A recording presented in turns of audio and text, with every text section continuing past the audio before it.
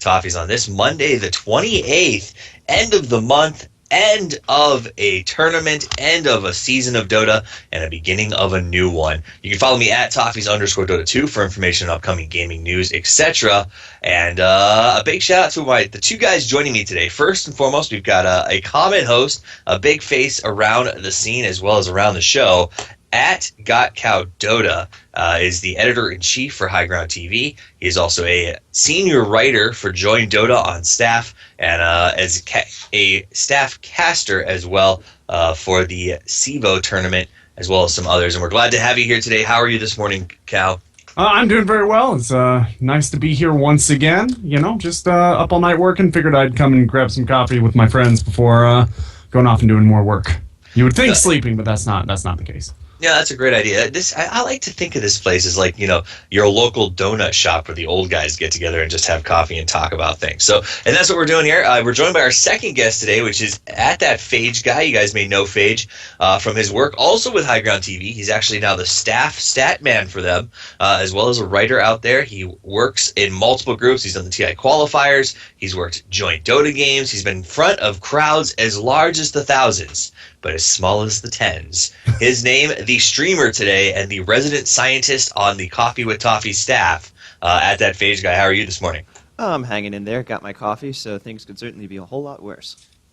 You know what? I don't have coffee today, so I could be and is a little bit worse. So for those of you who don't know, guys, the reason that Phage is running the stream for us today is I am traveling again for my best friend's wedding. So I'm actually out of the state working off of a laptop and a jury-rigged system. So if it's not as high quality on the sound, etc., as you're used to, my sincerest apologies, but my studio doesn't travel that well. So that said, though, let's start talking about the important stuff here so we can get a decently timed show put together. Number one, the first and foremost thing we probably need to talk about, because it's the elephant in the room that's going on right now, is tournament oversight once again called into question as tournament events come to light on two recent tournaments. So the smaller, less known tournament that's having some issues is a tournament from South America called Yo Dota that had a $4,000 prize pool. They basically buckled and told all of the teams, including the winners, you're not getting paid. And that was sort of smaller news about a week ago, if I remember my dates correctly. And then it was sort of punctuated today, or I guess I should say last night, by news dropped by Kelly Milkey, who, if you guys don't know, is the funding manager for Alliance and C9, so two major Western teams. She dropped the news on Twitter that WPC Ace, which was a massive tournament, is not going to be paying anybody who played. Have you guys heard anything about this, or do you want me to go ahead and just fill you in on on how it's breaking down? I don't know that it's explicitly been said that they won't be paying. What's been said is that they haven't been paying. Mm-hmm. So those are kind of distinct things. I mean, this is true. They haven't, come out and said there isn't money. It's not going to happen. I think what they've come out and said is, look, we're going through a lot of functional changes. We've gotten a new parent organization. We're not getting the money from the sponsors that we thought we were getting for some reason. We're waiting on ticket money from Valve, all of which is like unacceptable if to Alliance and Cloud9. But at least in their defense, it's not like they've at this point explicitly said, you're not getting any money. Screw you guys. So right. I don't want to be part of the exacerbating the situation by putting out false news. They haven't been paid. They might be paid. That's kind of they might be paid. Now the reason it's becoming an issue, I think, is because so far there's reports that this was the second WPC tournament that just went down that this started talking about. And at TI, Kelly put up a long post. If you want to see it, it's over on Reddit. And she tweeted out about stuff about it. That she spoke with the Chinese teams, including DK, who had won the first WPC and had still not been paid for that one. So there's teams that have been waiting a very long time for those payouts to come. They have not come down the pipeline yet. And I think the bigger, more pressing concern is the fact that a lot of the staff, a large portion of the staff who ran WPC, left the company as soon as the tournament was over. So keep in mind that this tournament was a big deal, right? Because first prize was $163,000. This was a $250,000 prize pool, give or take $5,000. My math is bad. In the overall scheme of things, that owed money to a lot of different people, including travel reimbursements and things like that. So they're not saying that we're not going to pay, but at the end of the day, WPC ended a fairly significant amount of time before TI even got started. And you would expect those expenses and things to be taken care of right out of the gate. I mean, you don't go to work unless you're getting paid. And that's a pretty big question of oversight, right? If they pay anyway and they pay 6 months from now, is that okay? Unfortunately, this is a really common situation in esports. Right. Not just Dota. StarCraft, Major League Gaming used to have a big reputation for not paying players whatsoever who won big tournaments. In fact, if I recall correctly, there were 3 or 4 really big names in the Quake field back in the very start of esports who ended up getting nothing for really illustrious careers. I think even Fatality, who's possibly the most famous esports athlete of all time, at least in the Americas, I think he never ended up getting some of his money as well from organizations that you'd expect would be on the up and up. So right. It's still kind of a young scene, and there's not a lot of oversight, especially considering it is an international phenomenon that isn't given a lot of oversight from any sort of government or any sort of commission. I mean, each organization is on its own. There is no overseeing parent organization like there is with Major League Baseball or something like that, with FIFA. They're all independent, and so they can all kind of do their own thing. And with that many balls in the air, with that many organizations running tournaments, some of them are going to drop it, and and that brings up a good point, Gorgon. I think the idea that you just brought up of there is no governing body in the business or in the league right now. And now, when you look at that, you can look at different models, right? We've got like the Valve versus the Riot model, where Riot sort of has a lot of control over the tournament scene, and Valve doesn't. So this sort of raises the question. I think it's going to start to be a conversation soon of, would we prefer Valve to actually start some sort of oversight or regulation of these tournaments? Or is it better to take these risks, like we are seeing with the potential of not getting paid for a WPC, in order to keep the community free of that oversight? Because that's been a popular thing so far. A lot of people talk positively about the Dota 2 community and the fact that we oversee ourselves. Yeah, so I think what it comes down to, the question that you have to ask yourself, I don't think it's about whether or not Valve should oversee all these tournaments. I think it's about whether or not Valve should make an official league, right? I think these other tournaments should be allowed to continue. They should be allowed to run their own, whatever they want to do. If you want to throw a tournament, you should be more than welcome to do so, and I think that is a positive thing in the Dota community. But I also think that if there were an official league that Valve ran as a seasonal thing, which ended with TI and started with Valve-sanctioned events, that would go a long way for making sure that every region of the world is getting play, every region of the world is getting paid, and that fans can follow what's happening, right? It would just centralize the scene a little bit so that it's easier to get into. And if you wanted to continue to have your star ladders and your WPC aces, you could. They would still have an audience, just like you still have an audience for the Olympic basketball games, even though that's not necessarily what Americans are typically watching. They're not watching the tryouts and everything for the Olympic team. They're watching the NBA. But it doesn't mean that there aren't other major basketball tournaments happening. So oversight, maybe not a bad idea, or at least a sanctioned league of some sort for a little bit of a safer area to play. What do you think about the topic, Phage?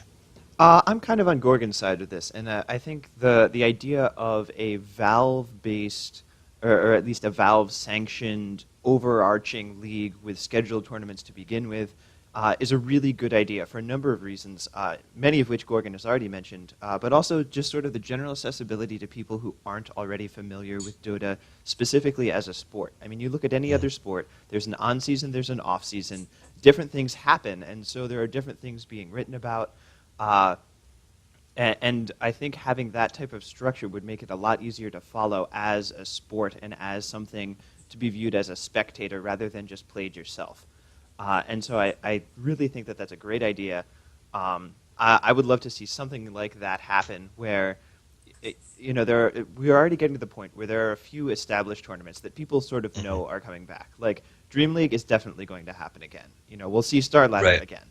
And so to have these established as a part of a larger season for the major teams would be fantastic. Absolutely. So you basically you're talking the same idea as Gorgon, but maybe even just sanction in the major tournaments and possibly even maybe build to the point where you can start your own independent tournament, and once you develop its reputation and its performance, maybe Valve can even fold you into their actual season, if that makes sense. Absolutely. Is that what I'm sort of getting? That makes I can see that. So both ideas. So what were you saying? Go ahead. Well, to some extent, you already see this happening with things like the invitations to TI, right? Where these other tournaments are being considered as a part of the major season before what's effectively the World Championships at TI. Right. And so it's sort of unspoken, but obviously happening where teams are being watched by Valve. And no one is, if only because of the prize pool, no one's going to argue that there's another tournament out there that's bigger than TI or more important for a team. Whoever wins TI, they're the world champions for the following year, regardless of how many other, smaller tournaments they lose. And so I think it would be great to have a more defined, larger structure to that, where, whoever takes the top 2 spots, in Dream League, in Star Ladder, at ESL, whatever, they're the ones that get the invites. So we get a bit more transparency from Valve about how teams are getting invites as opposed to just being invited to the qualifiers, as well as a larger, more structured sport for the spectators and, importantly, for the writers. Makes sense to me. So before we move off the topic, I think we got out what I wanted to get out here. Guys, tell me what you think. So far you've heard pros for more Valve oversight, but I'm kind of curious, as fans, do you guys want Valve to get their sticky fingers into things? Do you want them to stay the hell out? If you have a perspective and you'd like us to hear it, you can tweet it at Toffees_Dota2. If it's too long, then, well, it's too long. So send it to us in, 132 characters? I think that's what we're allowed on Twitter. Your protest or pros or cons against Valve oversight, and we can talk about it on the show tomorrow. I'd love nothing more than to do that. And I think that the key, though, is that we've got to find a way to make sure that tournaments are taking care of players. And if that means no oversight but intense scrutiny from the playing community, which I think that this Reddit post that Kelly made, or was actually transferred over from her Twitter is already at 400 upvotes at this point. Yeah. And people are really interested in it. So I think that if anything's going to keep companies honest, it's going to be that sort of community scrutiny. So either whether or not you tweet at me, I think it's important to maybe go over to Reddit and at least see what's going on. What this probably means realistically is most likely now we're just going to see less Western-Eastern overlap. Like, we already only see it a couple times a year, but this is going to really put the screws to Western teams. It's very expensive for them to move their entire team over to boot camp or to play a LAN in China. China can't run their tournaments online because of the firewall system that they have. It's not like European tournaments where you don't need to run a LAN. They absolutely have to have a LAN final if they're an international tournament in China.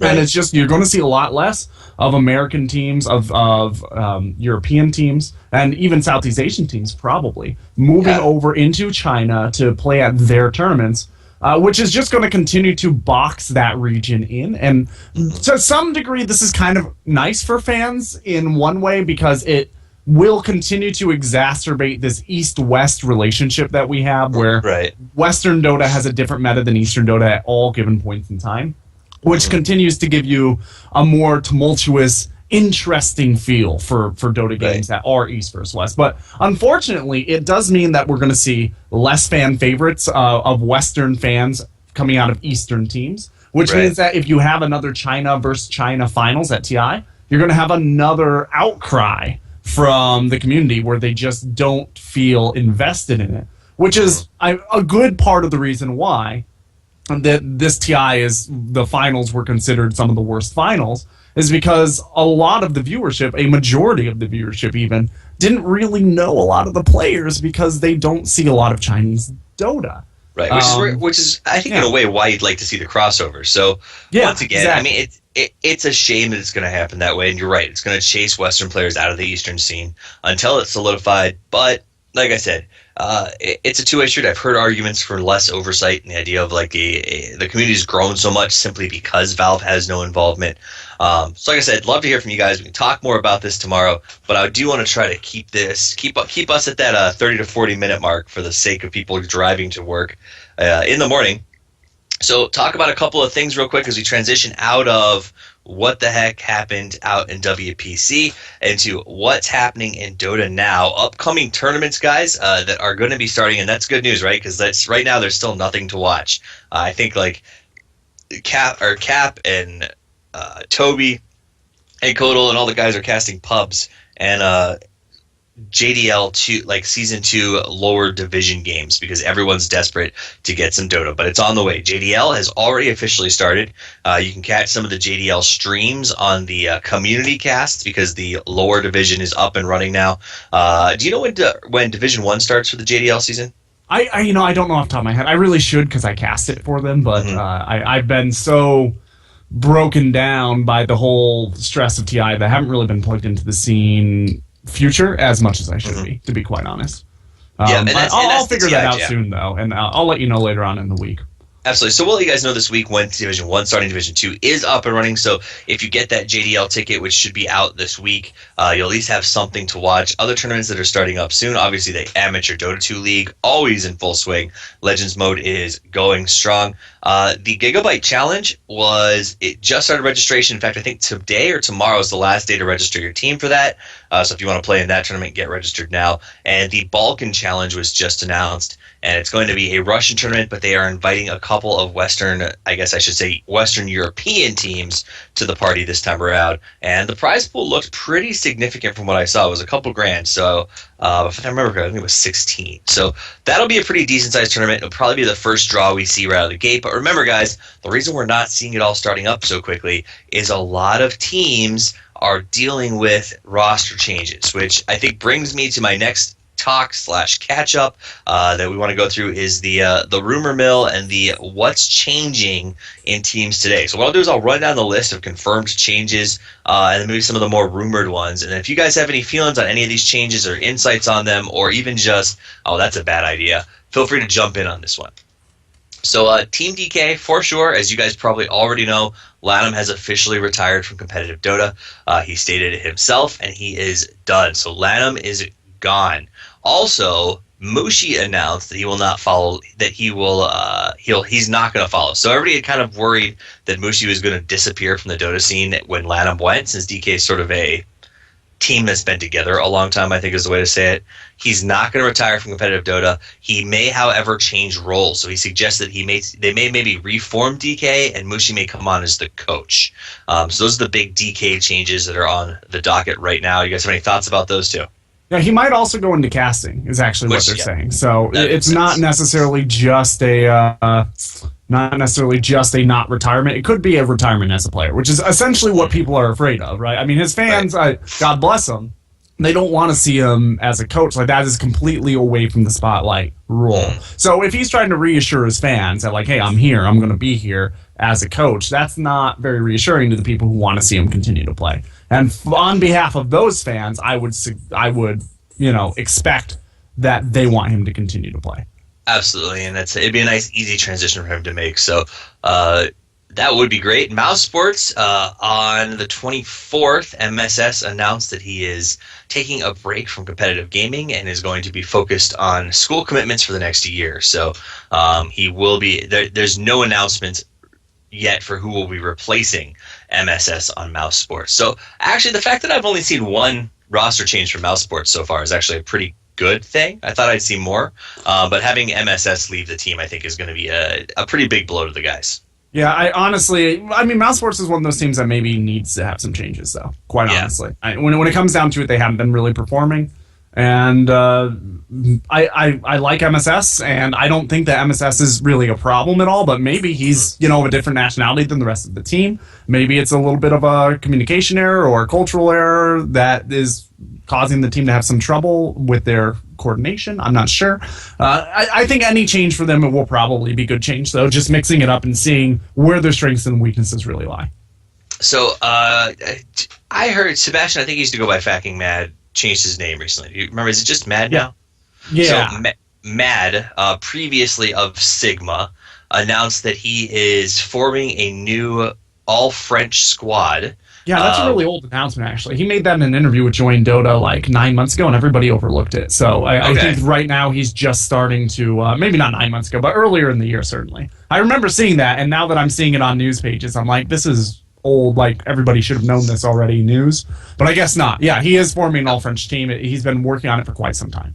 So he's announced the teams as of the 20, or the members as of the 23rd. It's going to be himself, Shakshka, Creo J, Jural, and Arbin, and the 5 of them have already started training together for a while. Like you said, he announced it a long time ago. They've been in training, and they're prepped out to join their first tournaments under a new banner in the next couple of months. So look for a brand new team made up of some pretty bomb players, and I think also with the benefit of being we've talked about this on the show before, having a team that is a single nationality or a single sphere of influence really kind of consolidates or galvanizes fans in favor of you. So that's going to be a great team to watch. They don't really have any sort of presence in Dota either, so this will be a really interesting exploratory committee for the French onto Dota soil, especially since they tend to be a very patriotic nation. And they're like America. They really like to cheer for the French. So having an all-French team will be really good for them and getting that region invested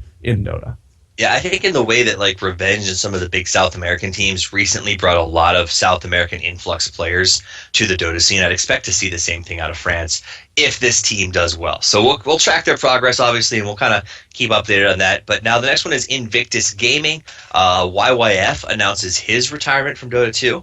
So he thanks everyone. And this was announced a couple of days back, but I think I've been off the air for a little while, so we want to go through it all. And he is, the guy's been around forever. He was an offlaner in TI2. He played ridiculously well in the last TI, as well as TI3. Like, he's a legend in the sport, and he's walking away. Yeah, well, I don't think that this is a huge surprise to really anybody. Yeah.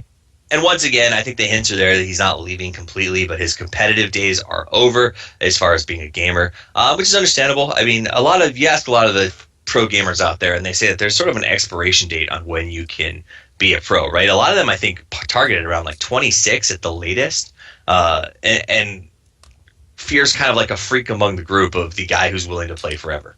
Yeah, so, Ice Ice is getting up there too. I think Ice is the oldest competitive player. Like I think he's older than Fear, and he is one of the best players in the world. I think that there is a limit on how long you play esports, because a lot of people still see it as like, I can do this for a few years, but I'm doing this while I'm doing my studies. I'm doing this while I'm getting ready for a future career, and then I'm going to go do that future career. Not that many players actually consider this a long-term, a lifelong investment. Mm-hmm. And I think as we see some players who are really, really committed, like Ice, like Dendy, those guys who really, really are invested in making this their life. Even non-players like casters like Toby, who don't really seem to be making any strides toward leaving the scene. As those guys get older and the fanship gets older, I think we'll see a lot more older players and a lot more players who stay in the scene for more than 5 to 6 years. Yeah, and I think that's true. I think there's also a physical aspect to it. It's an intense game. It hurts the wrist pretty badly. And the micro reaction times, I can tell you right now, my micro reactions are not what they are compared to a younger gamer, and that is just honest truth. But that said, let's go on to the Meet Your Makers. This one's been out for a little while. Basically, Unicorn said that he is no longer a member of Meet Your Makers. The squad's now left with 4 Danish players. We don't have any other real information on that, but we do know that he announced it, tweeted it out basically. So we have no idea what's going to happen to the MYM guys. Yeah, actually, another one of their players have left almost immediately after that as well. Crit also decided to leave. So they're now down 2 players. So they have a 3-man squad. This is a team that not that many people follow anymore anyway. They are a tier 2 team. Mm-hmm. It'll be interesting to see what happens. It'll be interesting to see if they, once again, change is good for teams that are tier 2 teams, because what they're doing isn't working typically. I don't necessarily know. I honestly don't follow MYM very much. I don't know these players very well. I've only seen them play a handful of times, so I don't know if they're losing talent, if they're losing players who are just kind of on par with the rest of their players. But I think there's going to be a lot of free agencies here, so losing a couple players for a tier 2 team at this juncture of the year is probably not the worst case scenario. Right. So, all right, so go ahead. I'm sorry, Phage. One quick thing worth noting with the MYM changes, both Crit and Unicorn, they are no, go ahead. They're two of the three players that have been there the longest. So looking at Dota, Crit's at 109 games, Unicorn is at 104, Ace has 106, and then Link and Rise are both in the 60s. So they're losing some of their more established leadership, I would say. I mean, I don't know anything about the team dynamics. It could be that Ace is really, their captain, and he's the one that brings everyone together. But definitely losing two of their more experienced and more established players. Also, I think, it looks like they're losing both of their supports. Yeah, it is. It's gonna be pretty rough for them. So while we talk about that, I guess that those are the confirmed ones, right? Now the rumors that are kind of floating around. This is the one I find most interesting is ZSMJ said on his stream the other day that Ferrari would be joining DK. So if that's true, it'd be knocking IG down to a 3-player staff, I believe, at this point, since YYF retired, and Ferrari might be a staple in the reestablishment of DK if that happens. So that would be a pretty massive shakeup, I think, as far as lineups go over there on the East Coast scene. Or the eastern side. They're not Eastern. Well, no, it's Mesoamerican. No, yes, the Eastern scene. So that's true. And on top of that, there's also rumors going around. This is 100% rumor, guys, but hey, it's a morning show, so that's part of our job is to talk about the rumor mill, so you can feel like you heard it first if it does come true, or you can make fun of me if it doesn't, is that rumors are that Burning and MMY are also rumored to be planning retirements or step backs from the competitive scene as well. So remember, I don't know if you guys remember back in TI3, I was reading some articles, and Burning had mentioned that he might retire after TI3. So he changed his mind, stayed on with DK, went through the new terms, but I guess rumors started to surface in the Eastern scene that he may leave now after TI4. If that's true, that would literally leave DK with the only members remaining is Mushi and Ice, and neither are Chinese, which I think point to make as well. If they got Ferrari, that means they'd really be able to build kind of like a new DK or DK 2.0, if that makes sense. Yeah, bear in mind also that Ice said in an interview that he wants to continue to play with DK as is, but he doesn't expect those players to stay. He never explicitly said that if DK rebuilds a new team, if he will be staying around. And he also sounded uncertain about whether or not DK will want him around if they are rebuilding a roster anyway. Because like you said, he's not Chinese. So if Burning does decide to leave, especially, which is still kind of ambiguous, we might see Ice take a free agency and try to find a Southeast Asian team that's looking for him, or might even try to find someplace else in China or someplace in Europe to call home. So this is a guy who's really devoted to the game, and he will go anywhere that he needs to go to have the best team he can have. It'll be really interesting to watch the way DK ends up shaking out. And I think if he leaves, then it makes it tough for Ferrari to commit to that change. So it's going to be a lot depending on I think DK is probably the biggest shakeups. Now, along other big shakeups are things that I think I actually talked about with you guys recently. Is that Mason posted a tweet on his personal account that says he may be done with competitive Dota. He also states that he'll release a blog that talks about the whole situation and his future plans a little bit later. And that goes right along with the idea that there's some rumors going around of Fear returning to the carry position. So I think a lot of us thought Mason was temporary initially, then became a full-time member of the team. And I'd already heard some rumors starting up during TI and a little bit before it that Mason would be done with EG after this tournament. And it seems like all signs are starting to point to that, if it makes sense. Yeah, I hope Fear comes back. I hope that he's recovered and that he's willing to come back in. Honestly, I mean, Mason's a great player. Insult to him. But I think that the change from Fear to him is a good portion of why EG performed underneath expectations. As of late, I looking at the team, it just seems like sometimes he's on a different page than the rest of the team. And I would really like to see Fear reprise his role. I think that is key to getting EG that top international slot for number 5. So I mean, go ahead, Fish. One thing worth mentioning with Mason, as far as his play has gone, if you go over to the top players page on DatDota, where it looks at the absolute top professional players with enough recorded matches to be relevant, among players not with more than 100 matches, not with more than 50, among players with over 20 matches, Mason has the highest win rate, with 163 matches, 121 wins, 42 losses, and a 74.2% win rate. So maybe he performed underneath expectations, but it's difficult to argue against that win rate. Yeah, well, I don't think that his performance under expectations is a performance under expectations in terms of winning or performing well. I think it's with communication. I think a lot of the losses that they have look like their team synergy, and I think that and it's impossible to tell from outside the box, but it looks like Mason is not synergizing with the rest of his team. Yeah, it does seem that way. I'm excited to have Fear back in. Hopefully, obviously a fantastic player, and I think, the impression I got from the beginning was that Mason was going to be a temporary, permanent member until Fear was ready to go again. I'm kind of sad to see him leave because I feel like he was getting better, and I would have loved to continue to see him develop that team synergy with EG, because the moments where they were really working together were absolutely gorgeous. And obviously they played well, as demonstrated by that win rate. But I am excited to see Fear back on the team. Yep, I am too. And I think they've got potential to be huge competitors with them. I will also point out that a lot of that win rate that Mason has in his stats, they're probably, I'm guessing at least, they're from his days with Top 5, or Take 5, I think it was.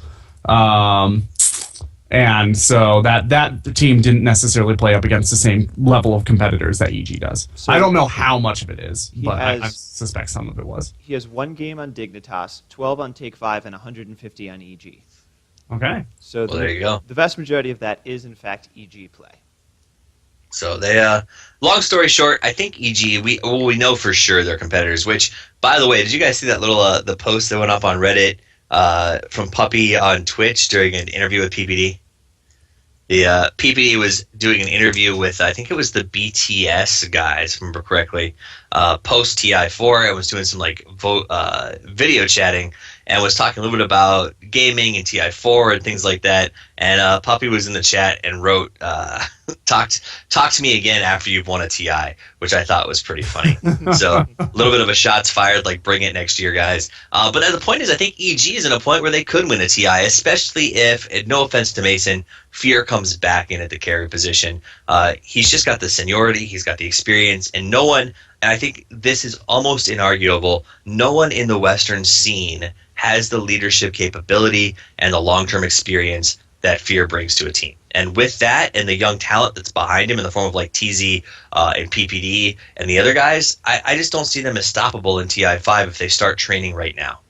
Well, it's too soon to call things for TI5. I mean, we don't even know what super team is going to come out this year. I mean, maybe last year around this time we saw if you were making those statements exactly 1 year ago, like this exact distance of time after the last TI, you would have never said something like, oh yeah, DK is going to be looking unstoppable moving into TI4. But that's exactly what it looked like as soon as DK announced their all-star team, and the same thing for Newbie. You never would have said this time of year last year, there's going to be an all-star Chinese team that's going to give teams like DK a run for their money. But as soon as, Newbie formed with literally all-stars, probably the most experienced team that played in the international proper this year, things will change in the next month, and it's really early to make any sorts of calls about what teams are going to be doing really well a year from now. Except that I am willing, I'm going to go on record right now, in front of everyone here, and say EG does well next year. I don't know if they'll win it, but I think that they will be in the top 8, hands down, no problems whatsoever. So, even with a roster change or two, I think that they have the steam at this point for me to make that prediction comfortably. So you guys can write it, Phage, you can document that somewhere, and if I am wrong, you can make good, worthwhile fun of me while we're at TI5 next year, which we will be, because that's the ultimate goal, and it's not too early to say that either. So that's it. That's kind of what I wanted to talk about with Dota news today, which rolls us into other gaming news. The only thing massive that I wanted to bring up, yes, there's some League of Legends tournaments going on. Hearthstone does have its new cards out. We've already discussed that. If you guys are Hearthstone fans, you can go over to a couple of different websites. I think Gozu has listed on the front page right now. The new, what are the things called where you make decks? The new decks that are being the most successful in competitive play. So you can kind of take a look at the new deck lists being used in tournaments. But one thing that I thought was interesting that caught my eye is it was just announced, I guess it's been announced a little while ago, but to my attention, that the lead designer for StarCraft 2 is now a independent developer who is developing a free-to-play PC MOBA called Gigantic. So this is a brand new MOBA coming to you from the lead designer. His name's Finney, and he was the lead designer on both Guild Wars and StarCraft. So it's kind of a big name to be putting on the lead designer for a new MOBA that looks like it's trying to enter the genre. I don't see how this could be a bad thing. I mean, I don't. Right. Yeah, I don't really play MOBAs outside of Dota. Although I've downloaded all of them on my computer. I haven't given any of them a try other than Dota. But once again, the more of these types of games we have, I mean, it's more competition, but it also means that esports potentially is growing, and it also means that casual play of this type of game is going to grow. Right now, even though Dota and League of Legends are very big, you can still go out and talk to people who are kind of well educated on games and say MOBA, and they don't really know what you're talking about sometimes. And that's not the case if you said first-person shooter, or if you said role-playing. Right. You know, if you said FPS or RPG, gamers always know what you're talking about. If you say Exactly. MOBA, people who are kind of foot in the door on the scene don't necessarily know what you're talking about. It's true. I think that'll change over the next 2 years or so, especially if we have a StarCraft-esque, like StarCraft designed. You know. And I think that's it. The inception of things like the new Blizzard MOBA, this MOBA that's being developed is Gigantic, and those are more accessible. They're not designed to be played in a highly competitive environment. And Blizzard will probably kill me for saying that, but they're not. I've played it. I've tested it. You can pick it up, learn it in an hour, and still feel pretty good at the game. Whereas in Dota, after an hour, you really feel like you're a moron. So this is, I think, going to give it. It's going to give a nice. It took you an hour to feel that way, huh? Right. You were pretty full of yourself when you started. No, the first tutorial where you lane as sniper is a piece of cake. I forgot there were tutorials in Dota, because I started in Dota 1. There were no tutorials. You know what I mean? So I forgot that those exist, even. No, you think you're all boss. They give you a sniper, and they teach you to lane with them, and you're like, I'm fucking awesome on sniper. And then you go ahead and go to your first live game, and you pick sniper and just get obliterated. Yeah, that sniper versus axe mid lane is not the most challenging lane in the game. No, they clearly gave you like the easiest lane ever.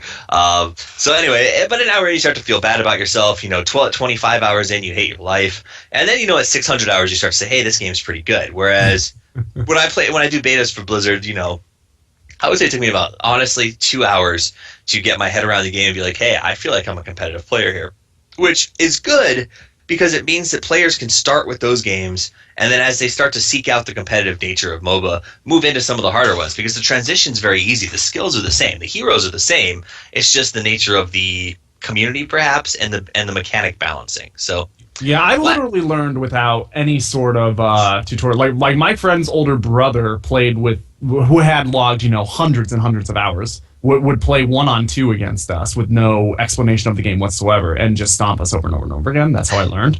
So, like, I did you also walk uphill to school both ways in the snow? I'm just saying, like, if you think people feel dumb learning now, imagine how dumb people felt learning back in the day, because it took some dedication to even figure out, like, what items were. No, that makes sense. So, for those of you who don't get what Gordon's saying, he's telling you that you live in a good time. And when I was a young man, Dota was difficult to learn. It was. My teacher used to smack me. So that was unrelated, but yeah, no, that was true too. That's actually so that's what I got for like the gaming stuff. We do obviously want to go over some real news for you guys today. The 5 things you need to take with you on your day to make you seem like you're awesome.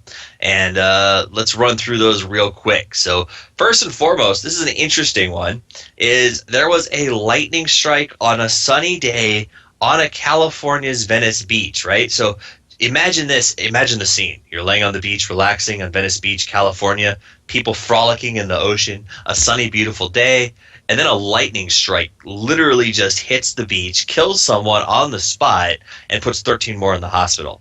I don't even know how that happens, but I gotta say, my heart goes out to the guy who was hit. But man, was somebody targeting him?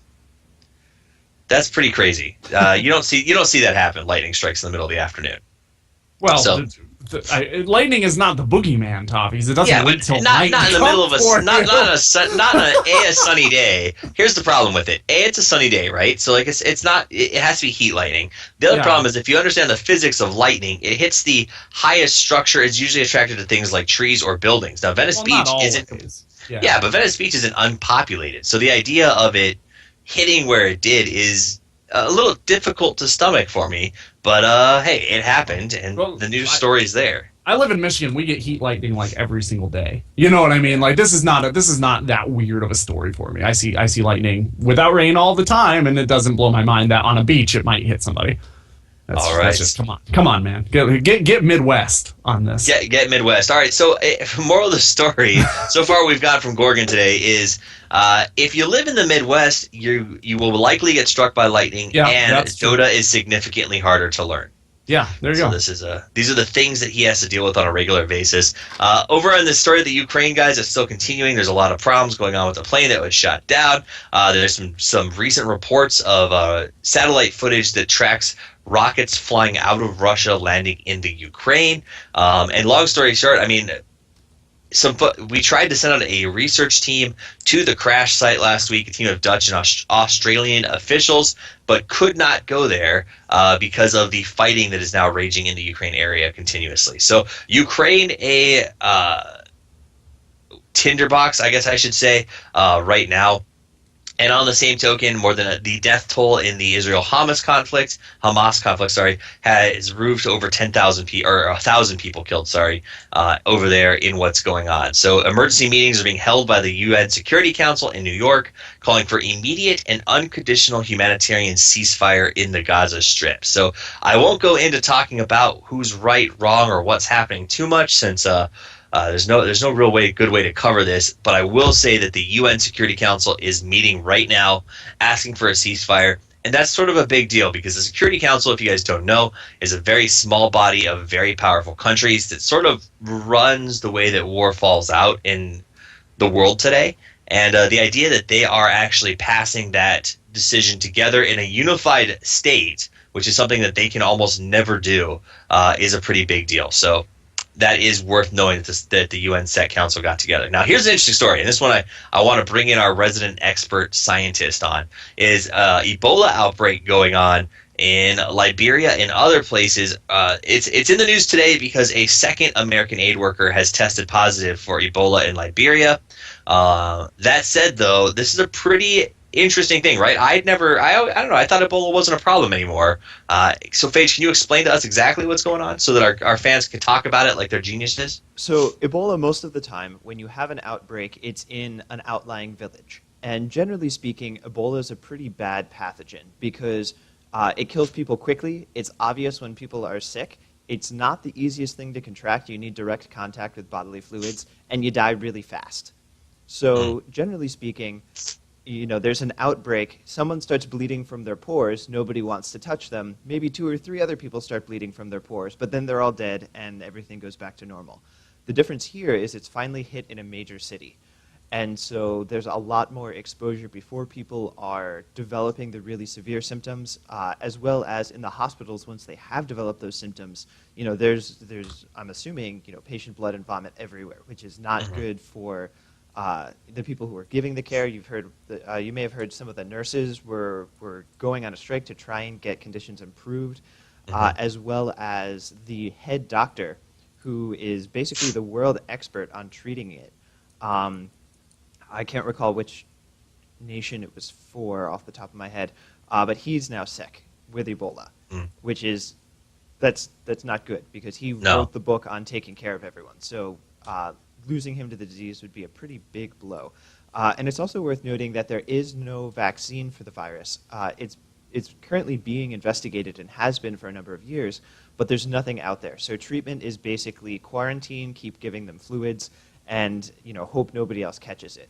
And the problem that they're running into is because it's in the city, you're getting hundreds and thousands of people getting infected, as opposed to the normal dozens at the most. Right. And so that's sort of what's going on. That's why this time it's different. It's in a major city. The virus isn't any different. It's not that suddenly this is, a more deadly strain. Nope, exactly the same, just larger exposure. It's more difficult to quarantine people. And they're running into issues where people are getting diagnosed and then running away because they don't like the diagnosis. There was somebody, I think 2 days ago, who fled a hospital because, or their family, stormed the hospital and broke them out because they didn't like the diagnosis. So yeah, just it's generally a bad pathogen, but it's finally hit in a major city. Can I just go? This is going to be a little politicized, but can I just say this is one of the reasons why science literacy is really important and undervalued. Like, in a society where people are largely science literate, you're not going to see people with Ebola running out of the hospital to infect other people. You know what I mean? But in a society where Ebola still seems like it's hard to understand or explain, and why people get it might not be super well understood. Right. Whether that be an area of the U.S. or whether that be a third world nation or whether that be a developing nation, it doesn't matter. If you're not science literate, this sort of stuff spreads more easily to people who are science literate. It doesn't matter. You need your whole society to be science literate to protect it from stuff like that. That really upsets me.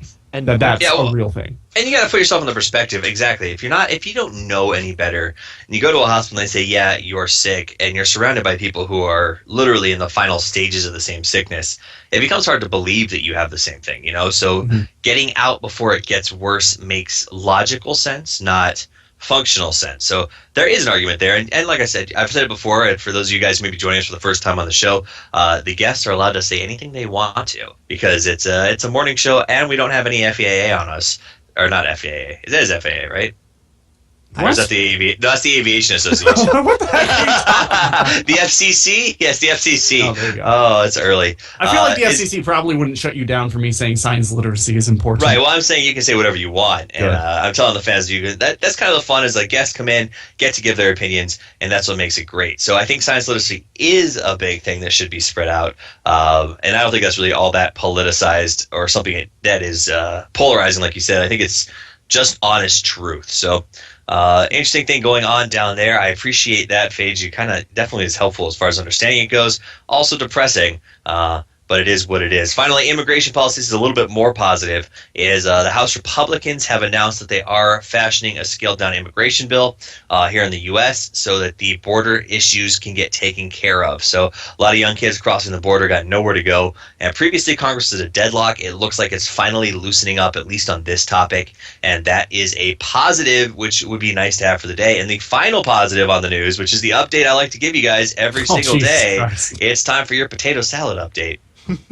Mr. Zach Danger Brown, with 5 days left to go on his Kickstart, is up to $52.3 thousand for a bowl of potato salad. So let that be an inspiration to all of you folks at home that you too can start a Kickstarter project and get rich for literally nothing. And that's pretty much what we have for the show today. Guys, we'll start with Phage. Do you have any closing thoughts or plugs you want to throw out there before we close out? Definitely keep an eye out on AD2L. I think we've got 1 or 2 more weeks of the group stages left, and then we'll be hopping into the playoffs, which are always lots of fun. We're still working on continuing to bring in celebs on Tuesday. Incidentally, if you guys want to come back, just let me know. It was a good time having you last time. Be happy to set that up again. Listen, if I'm going to do something and you're going to call me a celeb, I will do it. So anytime that you want to call us celebs, yeah, all you have to do is call me any tournament out there. If you're like, hey, would you be our celebrity cast? I'll be like, yes, deal. Anyway, sorry, continue. I think that's the main thing. We're also looking to put out some articles for HG soon, so keep an eye on that site. I got some really good stuff in the works there. I'm sure Gorgon knows more about that than I do at this point, so pass it on. Yeah, we are looking to, and as I say every time I come on here, just keep an eye out for HGTV. Maybe follow HGTV on Twitter as High Ground TV, at High Ground TV. We're going to be putting out some interesting analysis, partially using Phase Guy's data expertise, I have some interesting analysis in the work as well, and we have a whole staff of pretty talented writers working on that, as well as keep an eye on Join Dota. Obviously, there are some announcements coming through about upcoming tournaments out there on Join Dota, as well as we have a right at the top of the main page, we will, until everything shakes down, have stickied out a live updating fast track for the post-TI roster. So as changes come in, our writers are going to be updating that. So stop by whenever you have questions about whether or not your favorite team is going to be stable, and check that out. It's going to be up there on joindota.com. And, of course, make sure you guys are tuning in to watch me and Toffees casting SIVO. SIVO Season 5 is started. We're in week 3. This is going to be Toffees and my first week casting it, I think, or at least my first week. I don't know if Toffees is going to be back. I think I can come in remote for a couple of games. So we'll figure out the nights, and I should be there as a color guy. I just want to be able to run a camera. Yeah, well, whatever the case, we should be getting a SIVO going as well, and that is, of course, the TI making tournament. Like, every TI qualifier team practically that you hadn't heard of before last year got their start in SIVO, so make sure you're watching to keep in touch with North and South American Dota. Absolutely. And to leave us with... one thing I did forget to mention, guys, is the Canadian Dota 2 League also just announced a startup. Your High Ground actually reminded me of that. Is High Ground TV signed a contract with them. So it's going to be a big league. They've got a big prize pool. They've got HGTV doing all the casting. And they only have a couple of major teams in right now. So there's definitely some space to get involved with this. So go check it out, guys. It's going to be really, really a good season, I think. Probably one of the stronger North American tournaments coming out right away. So you know what's really funny about this is I casted the last season of the Canada Cup along with Helium and a host of other casters. I was one of their primary casters, and I was actually competing for the bid with High Ground TV to cast that tournament before I was with High Ground TV. And now High Ground TV got it, and I was like, oh, good for you guys, whatever, blah, blah, blah, you know. But I was like, they sniped that from under me. And now I'm working for High Ground TV publicizing Canada Cup. Because it's just a small world sort of thing. It is. Well, it's a small Dota world, and that's just the nature of the game. One more thing that I thought was funny and is worth mentioning, I just saw Waga Gaming, you guys know Wagamama, just retweeted, somebody posted and says, it's strange to think that Waga's queues for pub matches last longer than the final match of TI4. And that made me laugh. And that made me chuckle, so I thought I'd share it with you guys today. That said, though, as always, it's been a great show. My name is Toffees. You can find me at Toffees_Dota2. We're here almost every weekday. This week, because I am traveling, I think I might have some trouble being up every single day, guys, but we're going to have to work out the schedule with Phage and myself as far as getting the streaming goes. But I will make sure that everything does go to RSS. That said, boys, keep in mind that the graphics and all that aren't as pretty as they normally are because of me being on the road. But I will have this on YouTube, and I will have it uploaded to SoundCloud so that you can check it out as I do every single day. It's been wonderful having you guys here. It's been a great morning so far, and that's about all I have to say. So, as usual, I don't have any music actually to leave you with since Phage is rocking the stream. I think he has to go to work. So we'll probably just go ahead and cut it and start throwing the highlights up. If you want to talk to us and chat, we're here. As always, I guess I should finish up with the required Toffees out.